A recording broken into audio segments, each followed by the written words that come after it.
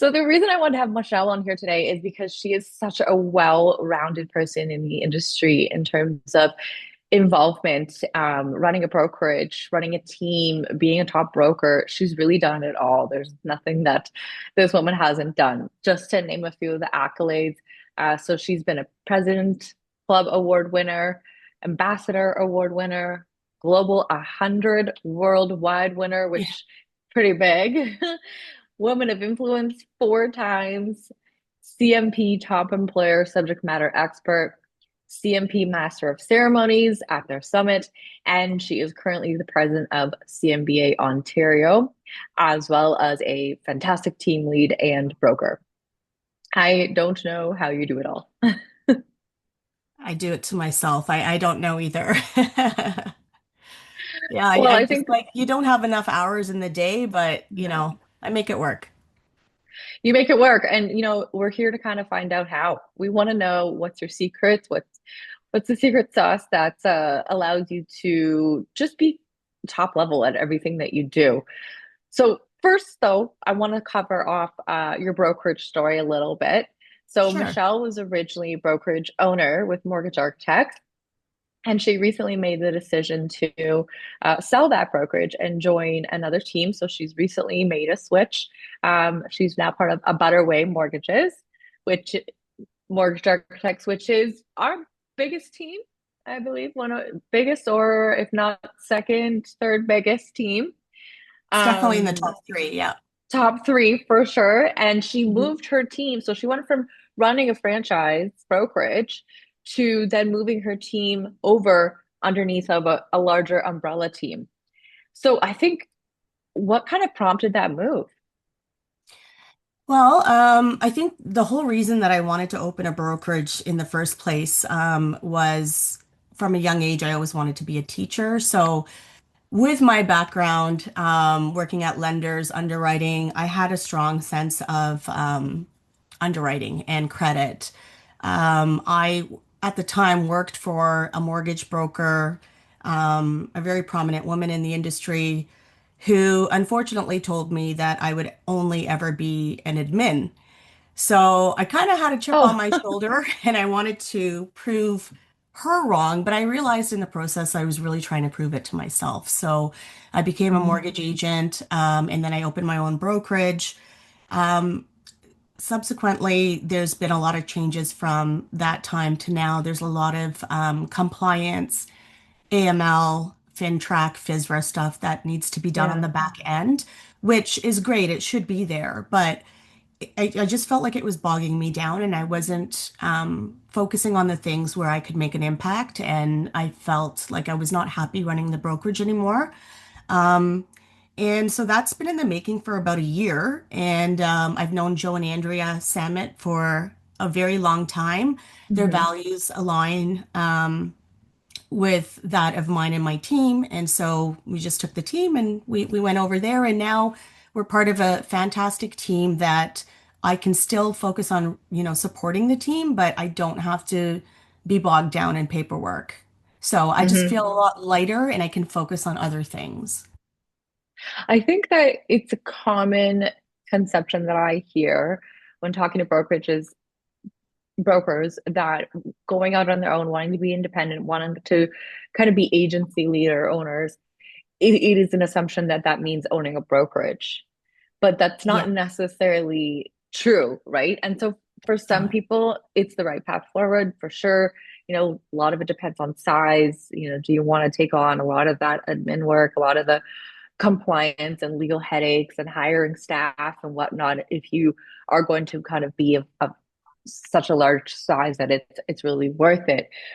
But one thing that I actually enjoy is educating people that there's other options out there that, whether it be joining a corporate model, like Mortgage Architects has a corporate model, or you're jumping onto another larger team like what you did that will allow you the freedom to still be like an agency leader. So you're still having your team, you still have all the freedom and the decision making, but without the back end headache. So Yeah, you and can also focus. like Hmm. you want to be able to show up. So if you have a team, like you need to be able to show up for them. And it just started affecting my mental health as well. And Hmm. it takes a lot because I was very proud of building Mortgage District from the ground up and just very proud of the team and everything that we did and we built. So it was very difficult, but I had to put egos aside and just realize that that was that stage of my life, and this stage of my life, I need to focus on other things, and that's okay. You That know, makes sense. yeah, It does. It gives you more time to focus on what you do best too, right? And that's mortgages and being a leader. So I think and if anyone out there is thinking of like franchising, what's the difference? I'm ready to do my own thing. I want to kind of be an owner in a sense. Michelle might be a really good person to talk to because now you've been on both sides of it. And you know right. what? A common trend that we're seeing is instead of people starting franchises, they're actually doing the opposite and they're dissolving franchises and kind of wrapping it up more into a corporate model for all of the various reasons we see. So it's definitely a trend. You're definitely not the only one to take that decision these days, I'd say. Yeah, that's for sure. I think people are just moving in a different direction, and then I'm hearing the same thing. A lot of people are either merging or they're completely dissolving. So, I mean, it all depends on what stage in life you're at. It's an interesting debate to have too, right? And for some people it works and some people it doesn't. It really kind of comes down to personality type and what your ultimate goal is. Because at the end of the day, it isn't necessarily financially beneficial either. Right, right. Yeah, that's true. Very true. So, what ultimately made you want to become a mentor and decide how am I going to balance that with brokering still and serving my clients? I don't think that I sought out to be a mentor. If I'm being really honest, from when I was young, I always considered myself a follower. Like I Mhm. didn't wake up and say I want to be a leader today, you know. I think I just care deeply about doing a great job and helping people. And so just, being someone others could count on. Naturally, that led to mentoring, then guiding, and eventually leading. And for me, leadership is a weird title because I don't look at it as a title. It makes me very uncomfortable. It's more about Mhm. responsibility and impact. So I think the more that I leaned into that, the more leadership became a part of who I am. Like I said, I never sought out to be a leader. I grew up in this industry. So I started very young in this industry, and this industry has given a lot to me. I met my husband in this industry. Yeah. So, the industry really means a lot to me because I've made lifelong friends, and a lot of the people that I used to underwrite with are now in senior roles. And, it's just nice to grow up with the same people. So yeah, it's not something that I looked for. I never considered myself a leader. And I don't know if I really even do today, to be honest.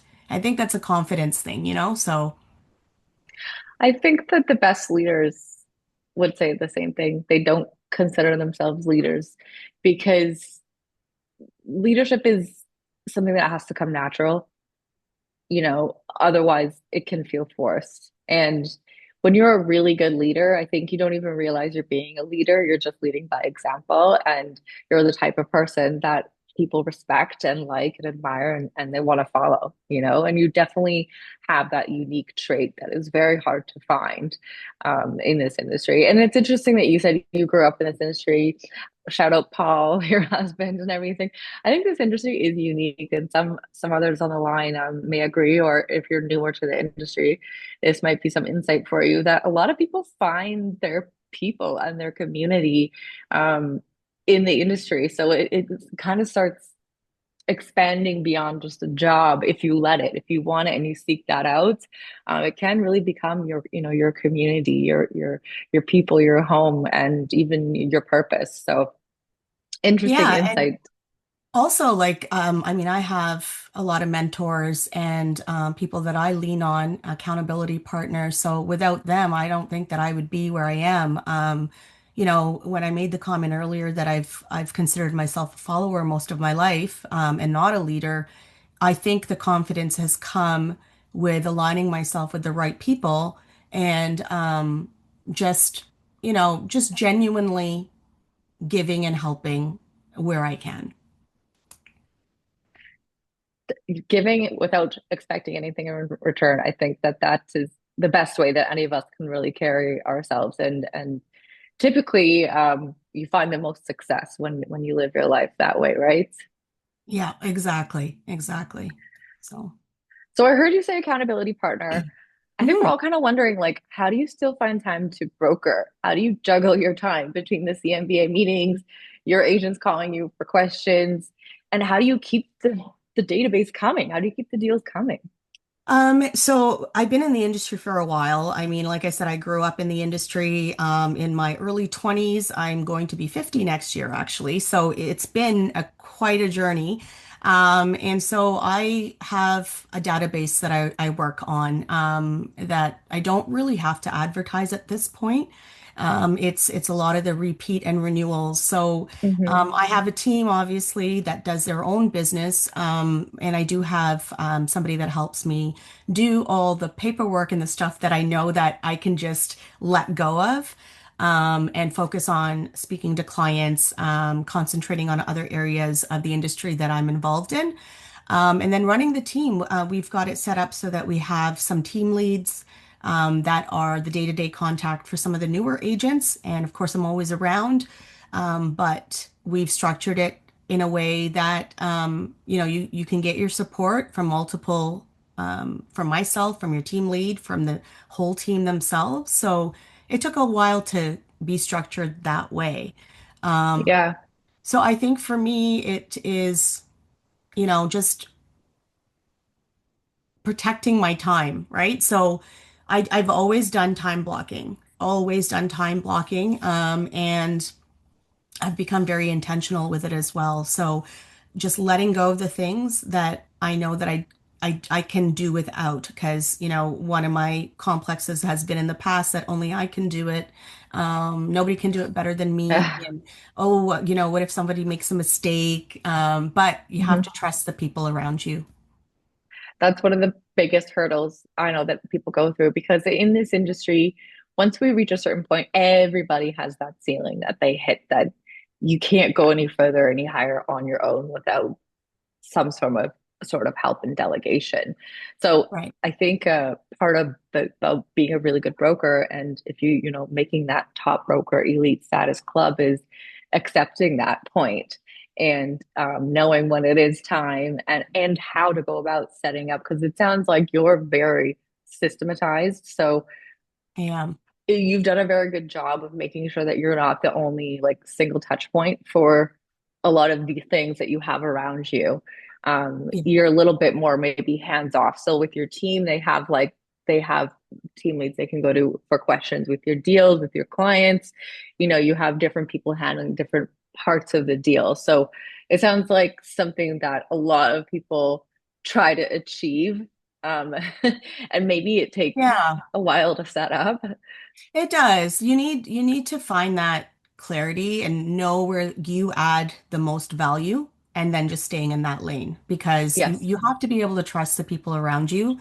Um, you know, Nothing's going to fall apart because Michelle didn't take care of it or, I think a lot of us have that complex when, especially when you want things to be a certain way. But if you have those processes in place, then you can trust those people. Like, with being a part of the DLCG group, we have the Gold Rush. So that actually touches my clients several times. So I don't have to do as much with my clients as I Hmm. used to do. So there's a lot of processes and whatever comes out. Like when Gary says, do this, this, this, and just trust me, I just do it because it's tried, tested, and true. Even with the Yeah. CRM, I was like, oh, I don't want this one.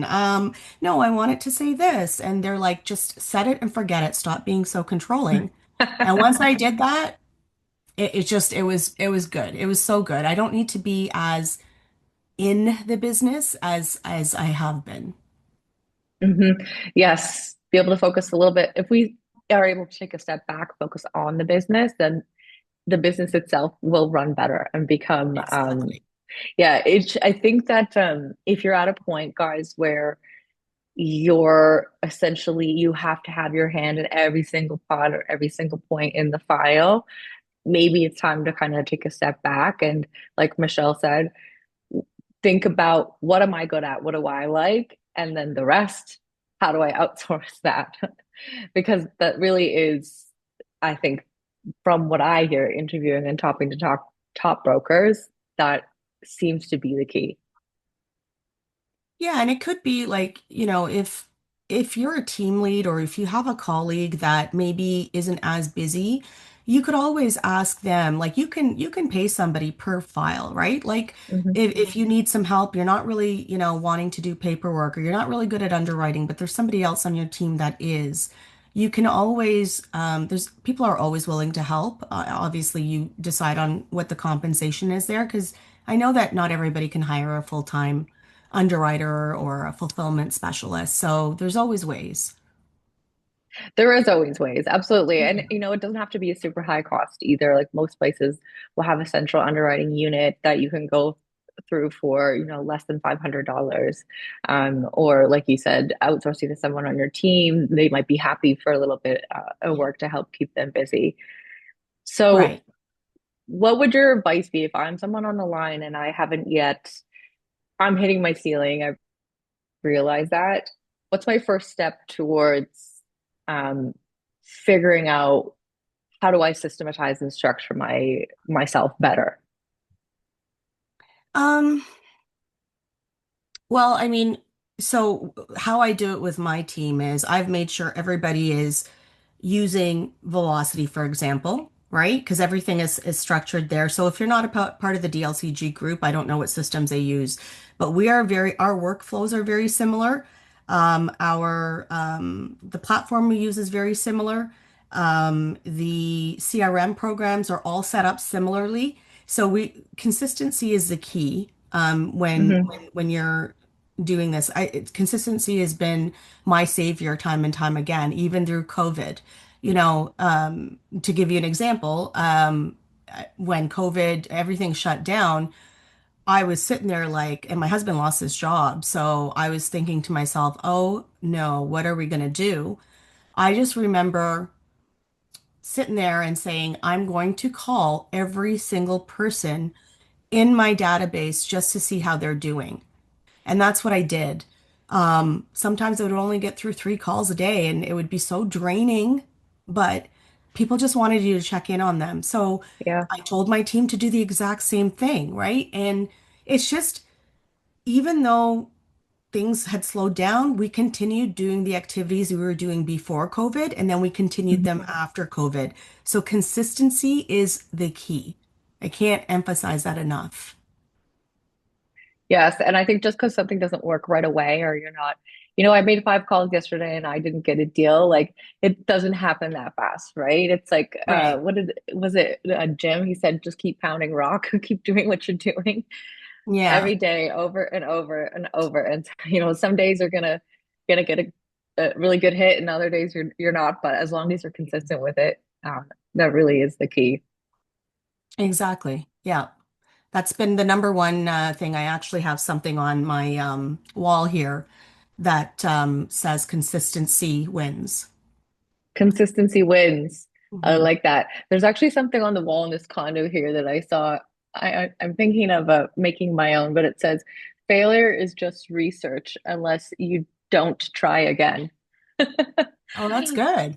I That's thought a that good was a one. good one. I've never heard Yeah. that, right? So if you try something, you fail at it, treat it like research and try again. If you try and make a check-in follow-up client call and that client's busy and they kind of hang up on you, don't worry about it. It's not personal. Maybe they're just having a bad day, and guaranteed afterwards they're going to feel bad and probably call you back. Or the next time that you call, they're going to have a whole different tone in their voice because they're going to realize that that Yeah. maybe they didn't treat the situation how they wanted it to go. Yeah, So exactly. you Exactly. mentioned Gold Rush, which is fantastic. It's a good one.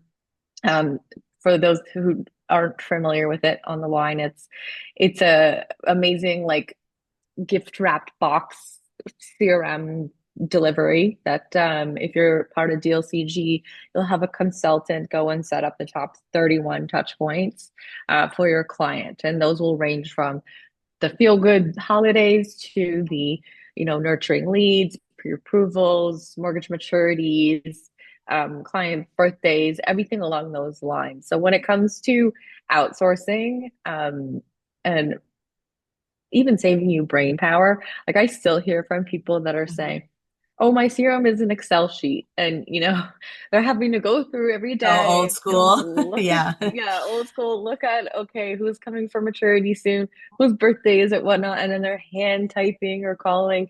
You know, there is something to be said for that personal phone call touch, for sure, for sure.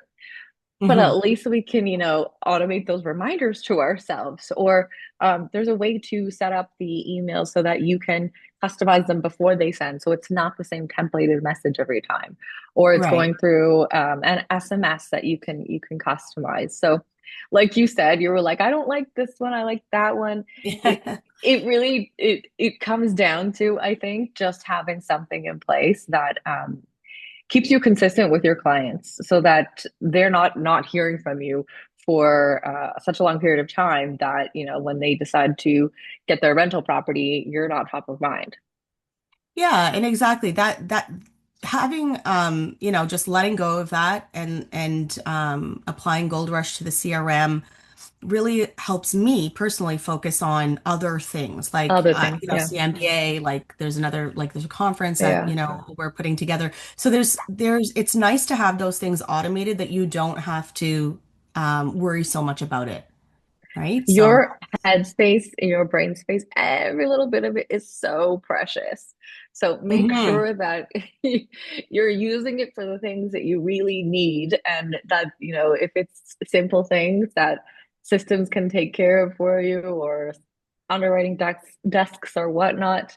I think don't underestimate what those Yeah. things can do for you, and helping to protect your time. And also just learning to say no to things that don't Hmm. align. Like that's a game changer because before I felt like I had to be at everything, I have to do everything, Yeah. and now I'm just picking and choosing. Oh, yeah. I've been there, having to be at everything. That's exhausting. It's hard on your body It too. is. It It's is. very hard on your body. So, what Yeah. made you I'm originally so sorry. start? I'm still under the weather, so I Oh, could no just. way. All good. We're all Anyways, go sick right on. now. So, Yeah. what made you originally decide to get involved with CMBA? Because that's a huge role that you have and you've taken on, and it makes you very, very important and influential for brokers, especially, in the Ontario market. What kind of drove you to want to get involved? So I think initially, I just wanted to give back to the industry. I felt like I had been given so much. People have had poured their time into me, mentored me, and just given me their time. So I just wanted to be involved Mm, initially and see what I could do to help. Um, and I remember clearly when I first started on the board, I lacked a lot of confidence. I didn't think that I was good enough or smart enough to be on the board. I just thought other people knew more than I did. And then eventually I thought, as the years went on and I had different roles on the board, these are just regular people, and I deserve to be here too. And I just mhm. always felt a strong sense of responsibility to give back. And it's just given me so many opportunities, like relationships and growth over the years. And I will tell Yeah. you, I was petrified to speak on stage prior to being on this board. And now I'm so much more comfortable. I mean, I'm always nervous. You should always be nervous before going on stage, but I used to be petrified where I would like freeze I could feel my face going red, and it's just given me a lot of other things personally outside of giving back to the industry. And so I Hmm. just feel like it's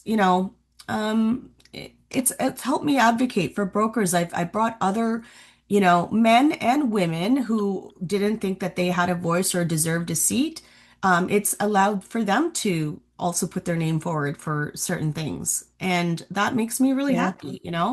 So this is Yeah. never about recognition for me. It's always about contribution. Um, it took me a while to get to the president and chair role.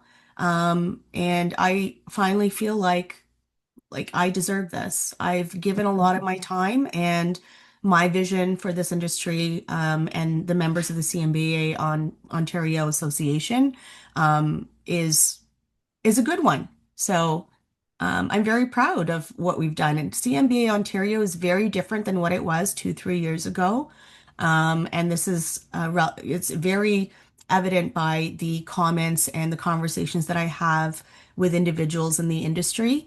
I believe that this group that is on this board is not there for accolades, not there to put a notch on their belt. They're there to Mhm. actually help and move the industry forward.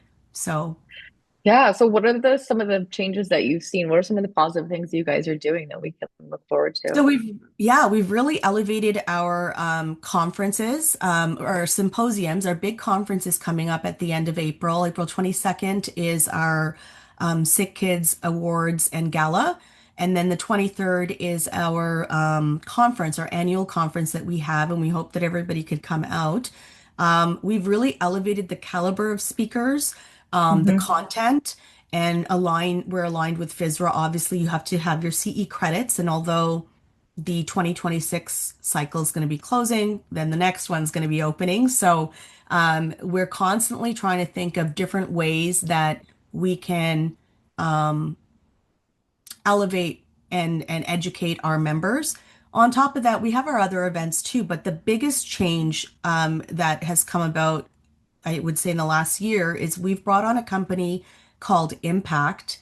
And Hmm. Impact is a government relations company, and we have been really pushing to have meetings set up with members of parliament to push the affordability issues for consumers here in Ontario. So, one of the major things that we're asking for is an increase in the land transfer tax rebate for first-time home buyers, because as you know, it's been frozen at $4,000 since 2017. And, 2017 to now, prices have changed significantly, but that land transfer tax rebate has remained the same.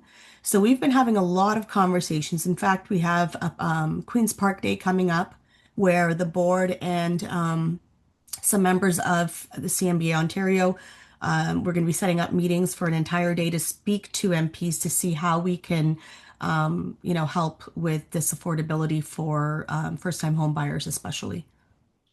That's so important. I think it's something that a lot of brokers don't really think about or realize that these professional associations do for not just us, but for Canadians, is that, act as a voice on our behalf to, let's be honest, like we're not in the best situation when it comes to our housing crisis and affordability and all that. So, who is selflessly the professionals that are stepping up and trying to advocate for us and fix that. And, you guys play a major part in that.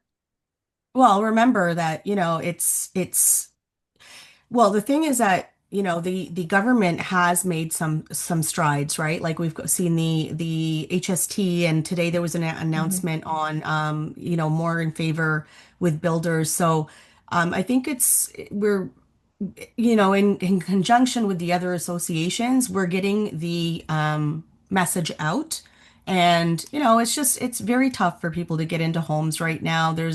It's just Yeah. not affordable. And we're going to do whatever we can as an association to push that agenda forward with Parliament. That's amazing.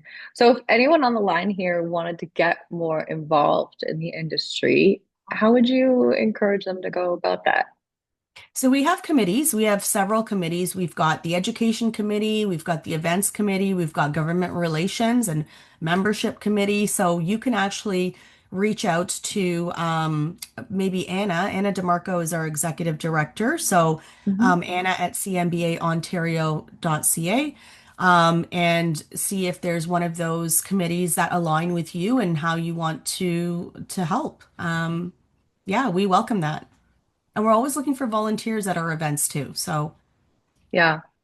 Yeah, I myself have been a volunteer Yeah. at the events and whatnot, and it was a great experience because I was new, not to the industry, but to moving to Ontario.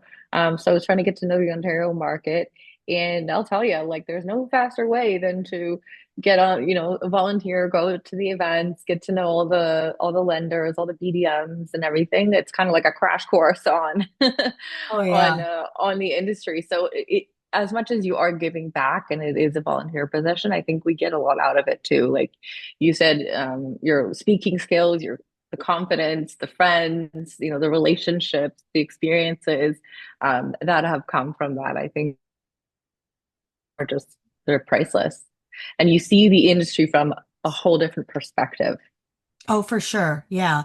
And I think it's important for everybody to attend, pick and choose what you want to attend, but because that networking aspect is actually very important, right? You get to see your lenders, you get to see the Hmm. BDMs and meet them face to face. It goes a long way, right? So even when I used to underwrite long time ago, you know, you finally meet these people face to face. Kind of, it's nice to put the name to the face, right? And just build that personal relationship. It makes all the difference. And then, when you're calling them because you need them to answer the phone to get a deal approved, they're way more likely to pick up because they know the person on the other end of the line, right? I think that this industry um, never underestimate how important relationships are. And Never. it is kind of on us to form those relationships, right? It's there. There's the community forums online, there's the events, there's the committees, but it is up to us to take that step and get involved, right? Because this can be a lonely job if we let we're business for self. But Oh, I think yeah. you kind of get out of it what you put into it. Yeah, it is a very lonely job. So listen, I'm probably the most introverted extrovert. I would rather stay home, but when I'm out, you wouldn't know it because, I like to meet people, I like to talk to people and stuff, but it takes a lot for me to get out and go. Mhm. But it is very beneficial to build those relationships. So, yeah, definitely something to do. Well, anyone on the line here now, if you see Michelle at any of the events, make sure to go up and say hi. She's just as shy as you are. You heard it from her. I I think probably won't we're all appear it, but yeah, yeah, it's yeah, So I want to go back a bit to the time blocking piece because that's interesting, and that is what you'll read in all the executive CEO books and strategies. What are your pieces in that time blocking that are non-negotiables in order to keep your mortgage business thriving? Not talking about running your team or the CMBA, but yeah. strictly for your mortgage business. So for my mortgage business, I have like there's certain days that I do certain things. So on Mondays, Mm. so typically, like for example, today is the day that I would send out somebody that I've brought on to do my paperwork. We had rate hikes last week, so I've gotten a bunch of approvals in for renewals. One of my clients just purchased, so in the mornings, the first thing that I do is get that information out to the person that is helping me. So whether it's underwriting a deal and submitting it to the lender, doing a signing package, or submitting a deal to compliance for sign off, those are the things that happen first thing in the morning. I also do make time to make sure that I'm eating properly because I used to find that I would just go through the entire day, which is not healthy for anyone. So I do actually set an Mhm. alarm so that I can eat at certain times, take a break and stretch without my aura ring having to tell me I need to stretch. Yeah, like I make sure that the client comes first thing in the morning because I do have my hands in other things, like you said, CMBA. Those things because it is a volunteer position, I tend to leave till the end of the day. Mhm. If there is anything that I need to do. So the focus is mostly on my business because that's my bread and butter, right? I don't make money from CMBA. My job is being a broker, Yeah. and also to support my team, right? So that's how I structure my day. The morning is all about client facing, so getting back to them, giving them updates, giving realtors any updates on if we're working on a client together, updating lawyers, whatever it is administratively that I can Hmm. hand off, I will do that. And then in the afternoon, I focus on other things. So it could be clients, it could be other things that I'm doing. Like, for example, Altitude Conference is one that I'm heavily focused on right now, Hmm. which is a conference coming up at the end of April at the JW Marriott in Muskoka. So Nice. Yeah. that's something that I am getting paid for, but that's a consulting position. But very excited because that's something that we haven't seen in this industry, which is more of a Hmm. leadership conference. So I'm really excited for Nice. that. Yeah. So, That's I great. just have to juggle based on what's going on at that time in my life, what I've committed to. So, It kind of sounds like you start off the mornings with the um, absolute priorities to be able to put food on the table, yes. and then it kind of Yes. goes down from there throughout the day, which Exactly. makes total sense. Yes. Yeah. Those, I mean, the clients are the main priority and my team is my main priority, right? So that's Hmm. when those things happen. But again, the mornings is also the time when you have meetings. So you may have meetings, so you got to juggle around and then you get calls from, your team members or, so Yeah. there's always interruptions, but you've got to sometimes like I will not answer the phone because like for example, 20 minutes leading up to this, I had a couple of calls. I let them go to voicemail. I turned my phone off because I don't want a distraction, right? So just being Yeah. present with whatever you're doing. When you have so many people and needs coming at you from so many different directions all the time, do you ever feel like overwhelmed? And if so, hmm like how do you handle that and not let it show through to others? Um, I can't not let it show through. Like I'm the type of person, like Paul will say to me, like you can read my face. He'll always say fix your face because whatever I'm feeling is what I will show on my face, and sometimes it's not necessarily a good thing. But I do get overwhelmed, and so I struggle with an anxiety disorder that I discovered just before COVID, and it's I've had to deal with a lot of things with my mental health, Hmm. which is under control. I do a lot of different things. I'm on medication. Used to be very embarrassed to say that, but I'm not Yeah, anymore because you know what? I think what happened through COVID is mental health became a priority yeah. for a lot of people. So I'm not ashamed. So the days that I feel overwhelmed, I will take a step back and I'll be like, you know what? Hmm. I'm going to take an hour off just for myself and do something else. I can't hide that I'm overwhelmed. I'm not what you see is what you get. I wear my heart on my sleeve. That's just who I am, and I'm not ashamed of that. So if I'm overwhelmed, you will hear me say I'm overwhelmed, or I need a minute. I'm feeling stressed out. I think there's nothing wrong with that. I think there's nothing wrong with that. You're right. It's much better to be honest with people and kind of set expectations, be transparent than like just snap, And they're like, "Whoa, I don't know Yes. where this is coming from," because Yeah. someone with anxiety taking on so many different jobs, like that can be, an environment that could lead to a lot of stress for you and situations that Yes. would be hard to handle. Yeah. And what I will add is, since last year when I was thinking of selling the brokerage, I started to feel that anxiety coming back even more, even though I was doing the things, even though I was taking the medication. And so that's why I Hmm. had to take a step and be like, you know what? I don't want to do the things that I don't enjoy anymore. Like I don't want to. I'm going to do the things that I enjoy and focus on the things that make me happy. And that's it. And that's what I've done. And not at the detriment of anybody else. Like my team is with me. I will always look out for them. They're like my family too. So, it's not like I did it selfishly for myself, but I can't be a leader or I can't be a support for anybody else if I'm not okay. No, you have to be the best version of yourself in order to be the best version for other people, Exactly. right? Exactly. And I think that's something that all of us maybe take a little time to learn. Yes. Yep. it took me a while, but I mean, it is what it is. I've been through the imposter syndromes and all Oh, that. yeah. It is what it is. Like, honestly, I'm thankful for the relationships and the people that are my tribe. And so, I'm just such at peace now. I'm in a better space in my life. Mhm. And, I just, yeah, I'm content. That's good. I'm glad to hear it as your friend.